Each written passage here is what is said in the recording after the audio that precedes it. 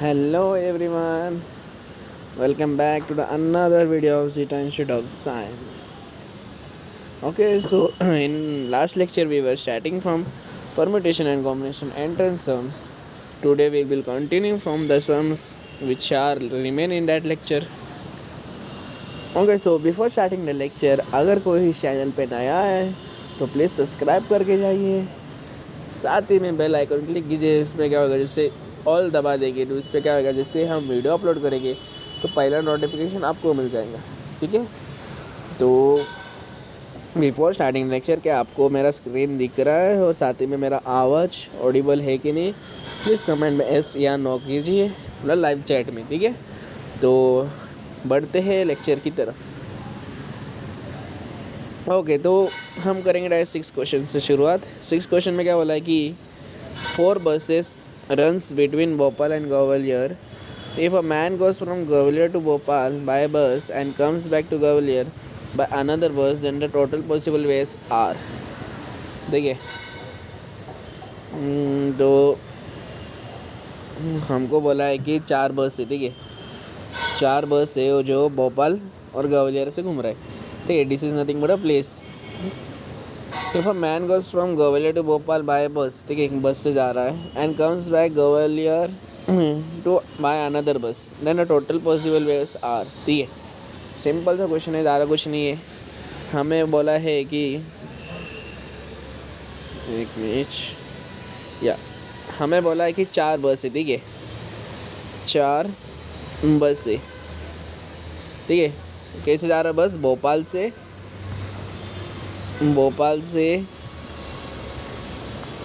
ग्वालियर जा रहा है। ठीक है, ठीक है, 4 बस है। तो बोला है कि कैसे कितने वेज में वो जा सकता है, ग्वालियर टू गोल में कैसे जाएंगे, 4 बस है। तो 4 बस है, वो मैन कौन, अगर 4 बस है, अगर वो पहला बस से जाएगा तो भी जाएगा, मतलब एग्जाम्पल अगर लेंगे, सपोज ये बस नंबर 1, बस नंबर 2, बस नंबर 3 और बस नंबर 4 है। ठीक है, तो वो मैन के अभी वो जो मैन है वो चाहे तो ये बस से भी जा सकता है। ठीक है, सेम ही रूट जा रहा है, या फिर ये बस से भी जा सकता है, या फिर ए बस से जा सकता है। टोटल कितने जा सकता है वो, 4 वेज में जा सकता है, बराबर। टोटल वेज 4 वेज में जा सकते हैं। कैसे, क्योंकि अगर कौन से भी एक 4 में से कौन से भी बस से जाएगा तो भोपाल टू वो ग्वालियर ही जाने वाला है। ठीक है, और नेक्स्ट कंडीशन बोला है, ये तो हो गया हमारा पहला वाला कंडीशन। ठीक है, नेक्स्ट बोला है कि ग्वालियर से रिटर्न आ रहा है। ठीक है, ग्वालियर से भोपाल रिटर्न आ रहा है। ठीक है, तो हमें पता है कि 4 बस था। ठीक है, 1 2 3 4। ठीक है, अगर हम क्वेश्चन में देखें तो बोला है कि जब ग्वालियर से भोपाल आ रहा है, ठीक है, वो दूसरे बस में चढ़ के आ रहा है। मतलब कि जब इसने ये वाला जो भोपाल से ग्वालियर जा रहा है, उसने 4 में से कौन सा एक बस चूज़ किया रहेगा।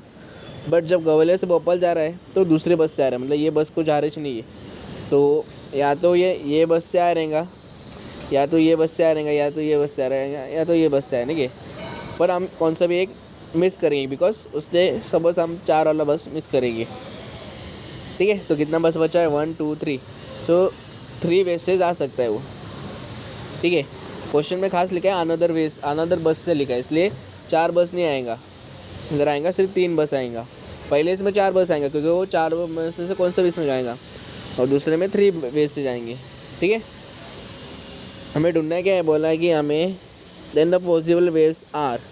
ठीक है, सिंपल है, पॉसिबल वेव्स कैसे निकालेंगे हम, वो जा रहा था कैसे था, 4 बस से जा रहा था, 4 वेज से होएगा, multiply by 3।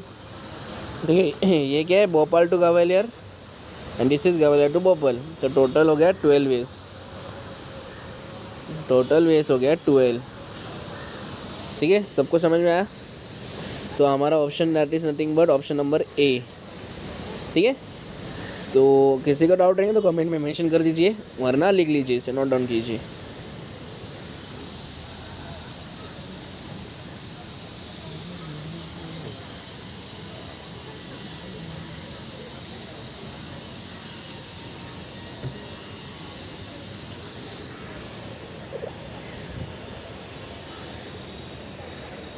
Okay, high hope सभी ने नोट डाउन किया रहेगा। ठीक है, बढ़ते हैं नेक्स्ट क्वेश्चन की तरफ। ठीक है, सिंपल क्वेश्चन था, ज़्यादा कुछ नहीं था। नेक्स्ट क्वेश्चन में क्या लिखा है कि if NP5 equal to 20 into NP3 then N is equal to कितना आएगा। Very simple question.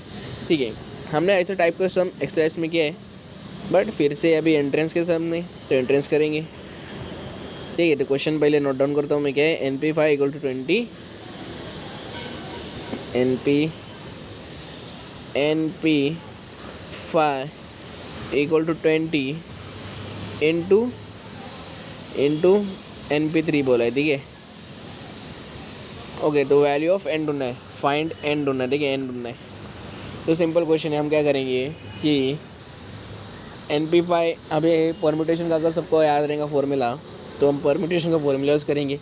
क्या है, NP5 को कैसे लिख सकता हूँ, NP5 को लिख सकता हूँ n factorial upon n-5 factorial बराबर इक्वल टू 20 इंटू NP3 को कैसे लिख सकता हूँ, NP3 को लिख सकता हूँ n factorial upon n-3 factorial बराबर।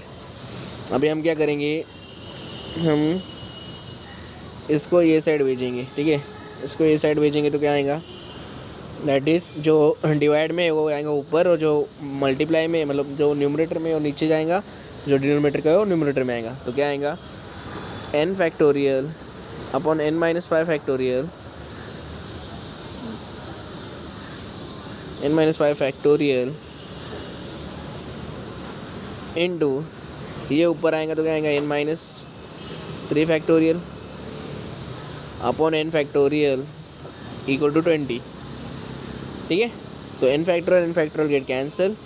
अभी n-5 n-3 को मैं ऐसे भी लिख सकता हूँ कि n-3 into n-4 into n-5 factorial. सबको पता है कैसे लिखा, फैक्टोरियल हमेशा डिसेंडिंग ऑर्डर रहता है, -1 से वो वैरी करता है, इसलिए -3 -4 एंड -5। ठीक है, और इधर क्या आएगा, n-5 फैक्टोरियल इक्वल टू 20। ठीक है, तो n-5 गेट कैंसिल, बचा गया इधर, बचा है n-3 into n-4 equal to 20। और ऐसे टाइप के सम को हम पता है क्या करते हैं, हम देखते इधर कितना वेरिएबल है, 1 2 वेरिएबल, इधर एक ही वेरिएबल है, तो इसको ऐसा लाना है कि वो फैक्टोरियल में भी आना मांगता है। 20 को मैं कैसे लिख सकता हूँ, 20 को मैं लिख सकता हूँ 5 इंटू 4 बराबर। तो comparing both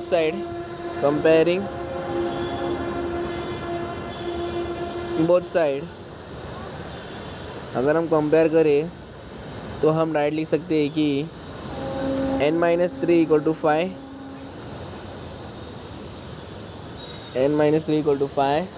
so n equal to 5 प्लस 3 that is equal to 8।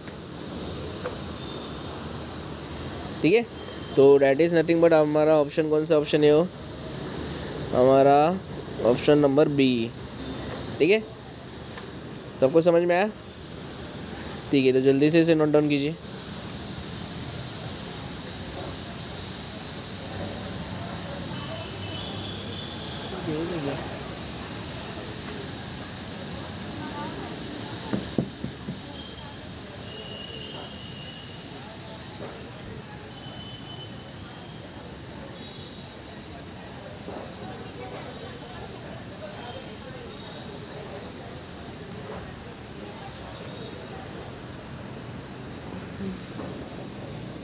Okay, तो बढ़ते हैं नेक्स्ट क्वेश्चन की तरफ। नेक्स्ट क्वेश्चन दैट इज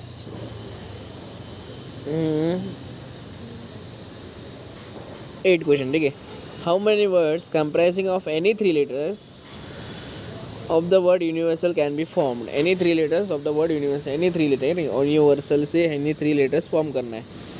तो यूनिवर्सल लिखते पहले यूनिवर्सल।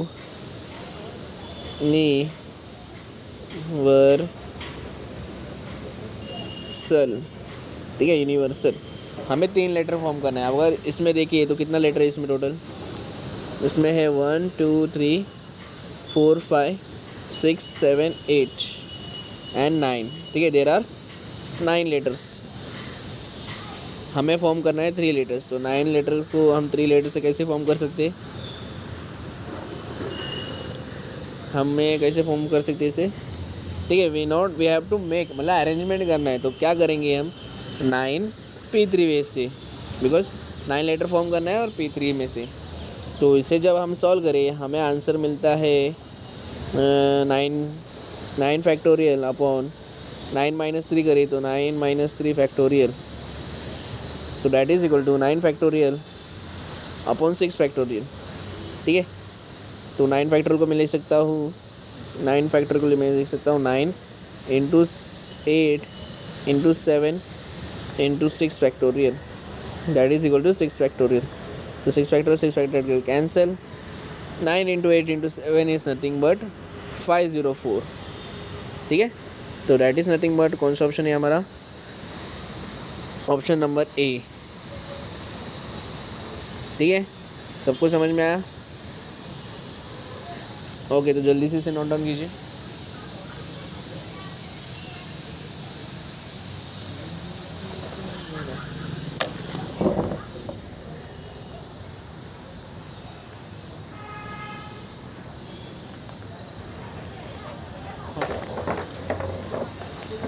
हो गया हैंड ओवर, हाँ आज किया वो। Okay. Now let's move to next lecture, sorry next question.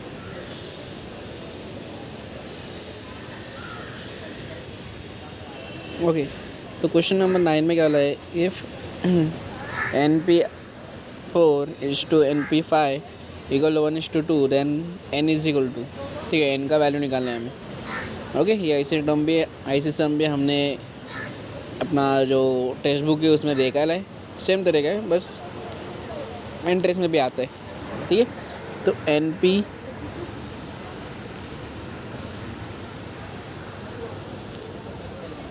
ठीक है, हमें क्या बोला है, हमें बोला है कि NP4 is to NP5 which is equal to 1:2, ठीक है। तो 1:2 मतलब डिवाइड रहता है, ठीक है। तो NP हमने परमुटेशन का फॉर्मूला अप्लाई करेंगे तो क्या आएगा, n factorial upon n-4 factorial divide by n factorial upon n-5 factorial, ठीक है, इक्वल टू 1/2।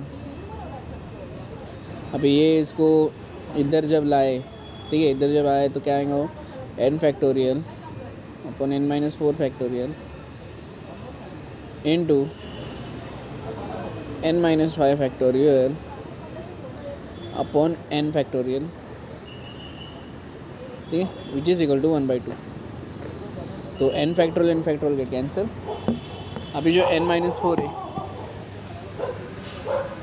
अभी जो n-4 है उसे हम ऐसे भी लिख सकते कि n-4 into n-5 factorial which is equal to 1/2, ठीक है। तो n-5 गेट कैंसिल, तो बचता क्या है 1 upon n-4 equal to 1/2। So cross multiplying,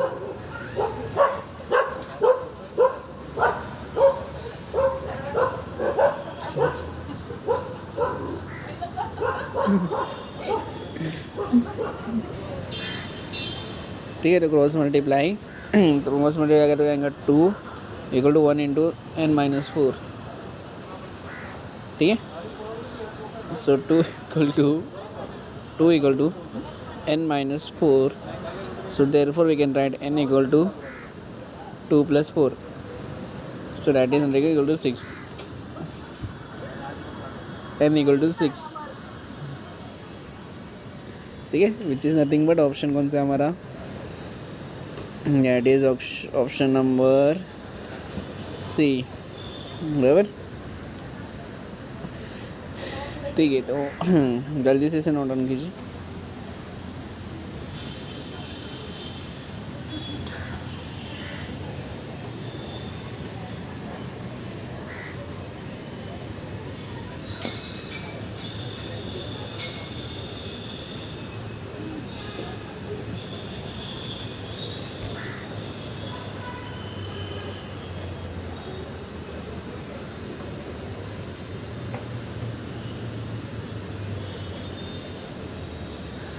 Okay, now moving towards the next sum.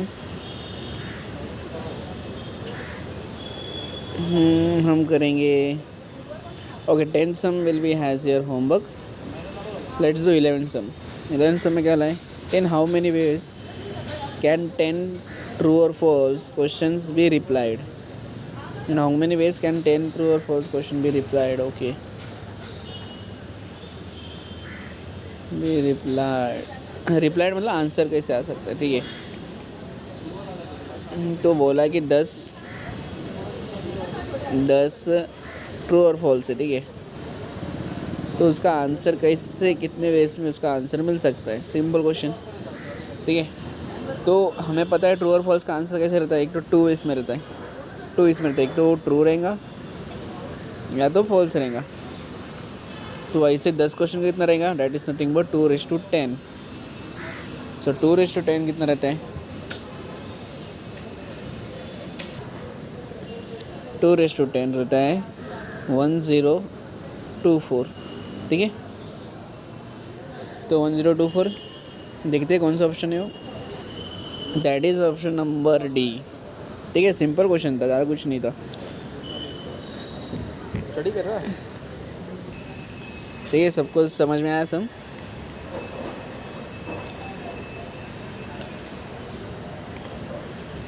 Okay, तो टिल दैन नोट डाउन कीजिए इसे। छोटा ही सम था, ज़्यादा कुछ नहीं था, ठीक है। हमेशा याद रखना है 10 ट्रू और फॉल्स का क्वेश्चन रहेगा, मतलब ट्रू और फॉल्स के क्वेश्चन में हमेशा 2 आंसर रहता है। एक तो ट्रू रहता है या फिर फॉल्स रहता है। सो हमें पूछा था 10 क्वेश्चन। आपके एग्ज़ाम में शायद 10 के अलावा 20, 30 या 5 भी आ सकते हैं, ठीक है। अगर 10 क्वेश्चन आया इसलिए हमने किया 2/10। अगर 5 आए रहते तो 2/5 किए रहते, ठीक है। ओके, तो नोट डाउन कीजिए इसे।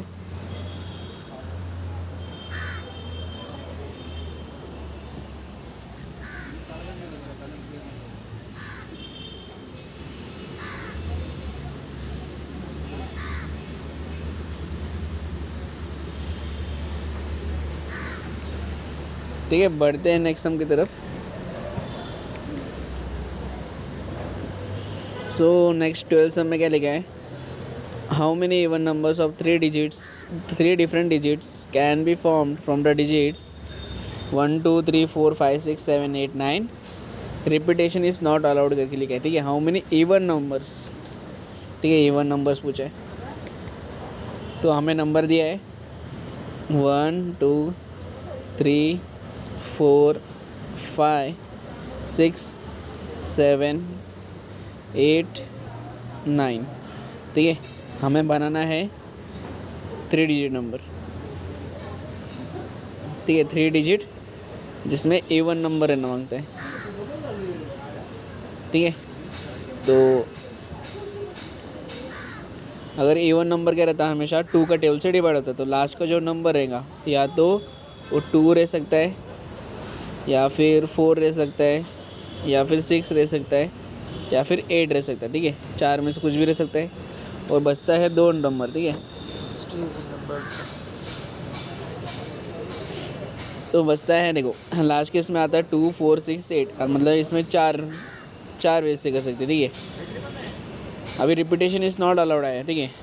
तो अभी कितना है इधर, टोटल कितना है 1 2 3 4 5 6 7 8 9, ठीक है। 9 है, 9 में से हमने एक तो इधर यूज़ कर लिया, ठीक है। तो इधर बचा 8 एंड नेक्स्ट अभी इधर 8 नंबर यूज़ कर लिया, तो इधर क्या बचा है, इधर 7 नंबर बचेगा।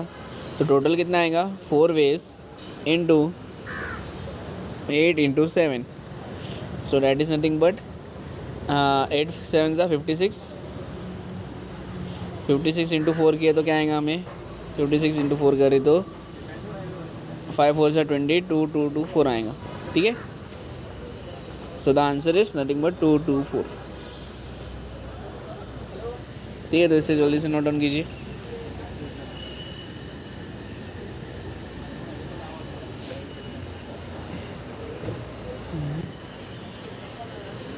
ठीक है, सबको समझ में आया 2 2 4 कैसे आया?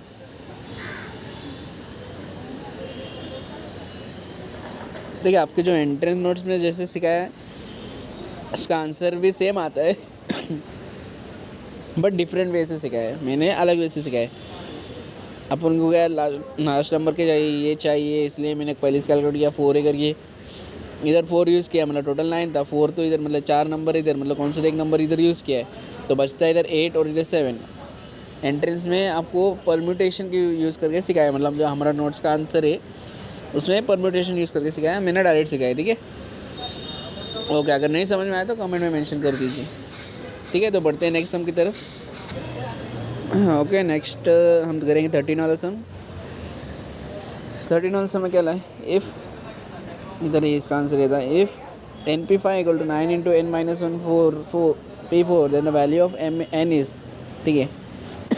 सिंपल सम है, ठीक है। क्या बोला है कि इफ़ NP5 = क्या बोला है, if NP5 = 9 × 9 × n-1 P4 then find the value of n, ठीक है। तो हम क्या करेंगे कि NP सब पहले परम्यूटेशन यूज़ करेंगे, ठीक है। परम्यूटेशन यूज़ करेंगे रहेंगे n factorial upon n-5 factorial, ठीक है। Upon n-5 factorial equal to 9 × n-1 factorial into n-1 - 4 factorial, so that is equal to n factorial upon n-5 factorial equal to 9 into n-1 factorial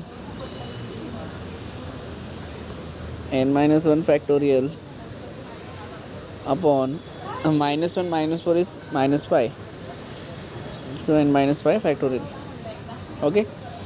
सो आगे आपको पता है कि कैसे करना है। अभी देखो, अभी मैं इसको इधर भेजता हूँ, ठीक है। तो ये इधर जाएगा और ये इधर जाएगा, तो क्या आएगा n factorial into n-5 factorial upon n-5 factorial into n-1 factorial equal to 9। n-5 get cancel, तो n फैक्टोरियल को हम लिखेंगे n into n-1 factorial upon n-1 factorial equal to 9। So n-1 get cancel, तो therefore we can write n equal to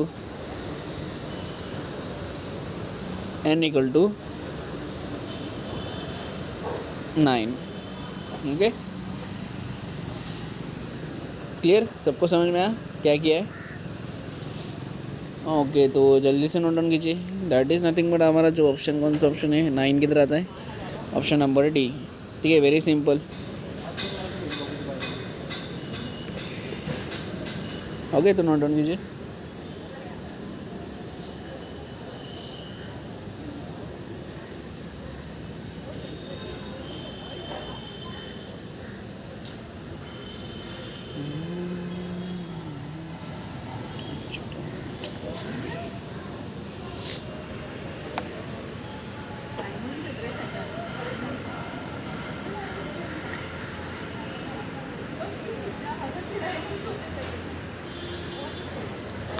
okay, सो बढ़ते हैं next sum की तरफ। Next sum क्या है, value of NPR is equal to, ठीक है। इधर NPR का वैल्यू पूछा है, बट NPR का जो फॉर्मूला है वो हमको पता है, बट इसमें से कुछ भी नहीं है ऑप्शन में वो, ठीक है। तो अभी जो ऑप्शन में दिया उससे कैसे लाए, ठीक है। तो हमको पता है कि हमें पता है कि अगर हम देखें NPR, ठीक है, NPR को इक्वल टू लाने के लिए हमें पता है क्या कर सकते हैं हम इसको, कि हमें एक फॉर्मूला पता है कि n-1 CR plus n-1 CR-1 equal to NCR करके, ठीक है। हमने टेक्स्ट बुक में देखा है, अगर किसी को पता नहीं है तो टेक्स्ट बुक का गो थ्रू देखिए, इसमें प्रॉपर्टीज़ में करके आया रहेगा, ठीक है। ठीक है, तो इस हिसाब से हमें एक और रिलेशन पता है कि NPR का रिलेशन पता है, NCR का भी रिलेशन पता है कि हमको एक और रिलेशन पता है कि NCR equal to NPR upon R factorial, ठीक है। तो जब ये दो प्रॉपर्टीज को कंसीडर करें, ठीक है, ये वाले इसको इधर इसमें एज्यूम करें, ठीक है, ये वाला ना इसको इधर एज्यूम करें इस प्रॉपर्टी में, तो कैसे आएगा, इधर आएगा कि इधर आएगा n-1 PR upon R factorial plus n-1 PR-1 upon R-1 factorial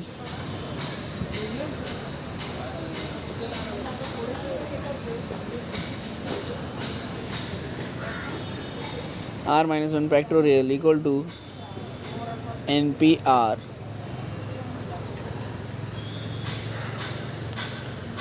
NPR इन अपॉन R फैक्टोरियल, ठीक है। ये कैसे क्या, हमने ये जो हमारा जो प्रॉपर्टी है उसको इधर अप्लाई किया है, ठीक है। जो n-1 CR था, देखो n-CR R को लिखा है n-1 PR upon R factorial, इधर R-1 था इसलिए इधर नीचे भी R-1 फैक्टोरियल है, ठीक है। तो हमें सिर्फ इसका वैल्यू चाहिए, NPR चाहिए, ठीक है। तो हम क्या करेंगे, NPR को इधर रखेंगे, इसको इधर बेचेंगे। तो जब इसको उधर बेचेंगे तो कैसे आएगा, उधर आएगा R factorial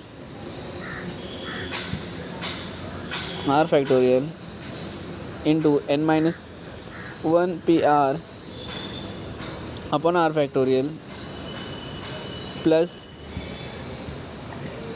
R factorial into n-1 PR-1 upon R-1 factorial equal to NPR, ठीक है। तो नेक्स्ट अगर हम देखें R फैक्टोरियल गेट कैंसिल, और जो इधर R फैक्टोरियल है इसको मैं ऐसे भी लिख सकता हूँ कि R into R-1 factorial, so R-1 and R-1 factorial get cancel, तो बचता है कि इधर n-1 PR plus R into n-1 PR-1 equal to NPR, ठीक है। तो NPR का वैल्यू क्या है, ये आया, ठीक है। दैट इज़ नथिंग बट हमारा जो ऑप्शन कौन सा ऑप्शन है, दैट इज ऑप्शन कौन सा है,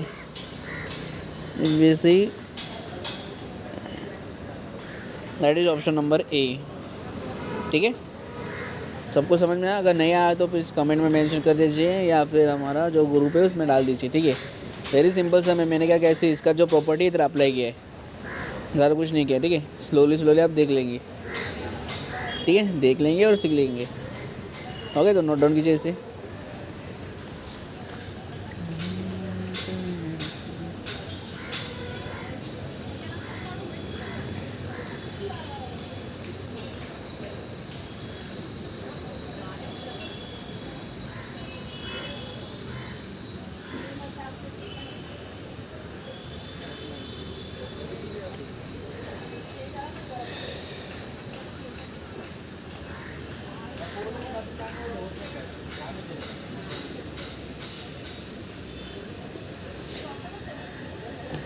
ठीक है, आज के लिए इतना ही बस, मिलते हैं नेक्स्ट लेक्चर के टाइम, ओके।